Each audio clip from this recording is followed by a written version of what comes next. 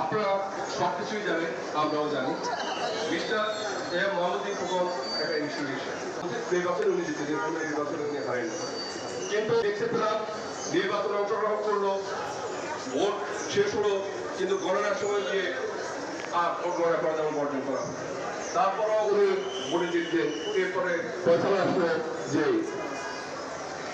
দায়িত্ব গ্রহণ করা যাবে না। ব্যাপারটা এমন হলো, বিয়ে করলো, সংসার করলো, প্রায় 17 বছর ধরে এই ফ্যাসিস্ট সরকারের বিরুদ্ধে সংগ্রাম করে যাচ্ছি।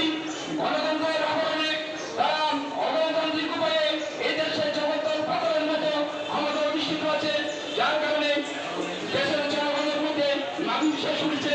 দেশের সর্বত্রই এখন আজকে অরাজকতা বিদ্যমান।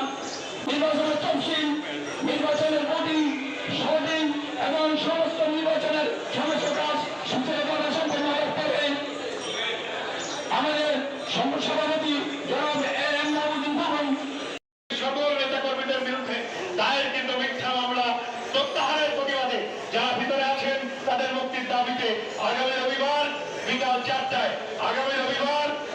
4টায় সুপ্রিম কোর্টের 1 নম্বর হলে আমাদের জাতীয়তাবাদী আইনজীবী ফোরামের পক্ষ থেকে আইনজীবী জাতীয়তাবাদী সমর্থক গোষ্ঠী যারা আছে তাদের সকলের উদ্যোগে আমরা একটি আলোচনা সভা ও দোয়া মাহফিলের আয়োজন করেছি।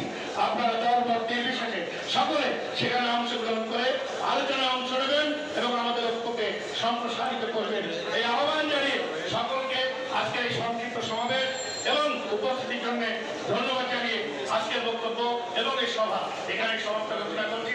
খোদা হাফেজ, আসসালামু আলাইকুম।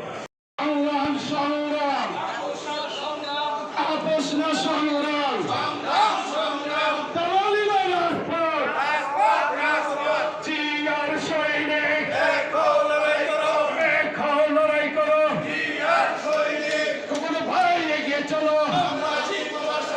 আমরা আছি লাখো ভাই, এগিয়ে চলো কুকুর ভাই, এগিয়ে চলো, আমরা আছি তোমার সাথে কুকুর ভাই, এগিয়ে চলো, জিয়ার সৈনিক সংগ্রাম সংগ্রাম আপোষ না সংগ্রাম, জিয়ার সৈনিক